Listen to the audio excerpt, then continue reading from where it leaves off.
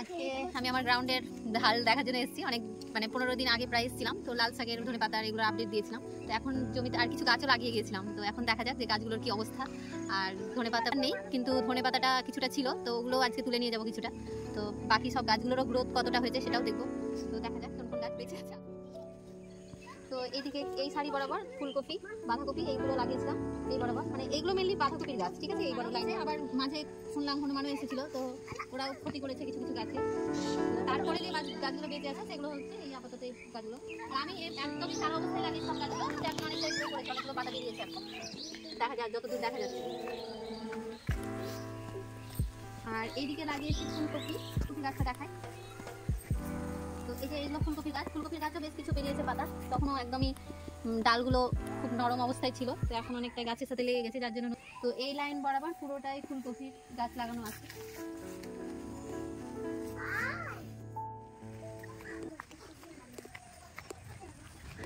এই বরাবর দু একটা ওলকপিরও গাছ আছে, ঠিক আছে। এই বরাবর কিছু কিছু জায়গায় ওলকপির গাছ আছে, তবে এখন মাঝে মাঝে অনেকগুলো ঘাসও হয়েছে, তো ঘাসের জন্য বীজ দেওয়া হয়েছে। তো হয়তো আজকেই দেওয়া হয়েছে সেহেতু হয়তো কালকের মধ্যে দেখা যাবে ওটা পুরো ক্লিয়ার হয়ে গেছে মাঠটা। আর অনেক মানে মাঝে মাঝে যে মাটিগুলো খুঁড়ে রেখেছি, যে মাটি যে খোঁড়া আছে এর মধ্যে কিন্তু পটলের চারা লাগানো আছে, তো যেহেতু মাটিতে ঢাকা আছে তা দেখা যাচ্ছে না, তো আস্তে আস্তে ওটা গ্রো করবে, তখন দেখা যাবে ব্যবস্থা নিতে হবে মাচা টাচা তৈরি করা এগুলো।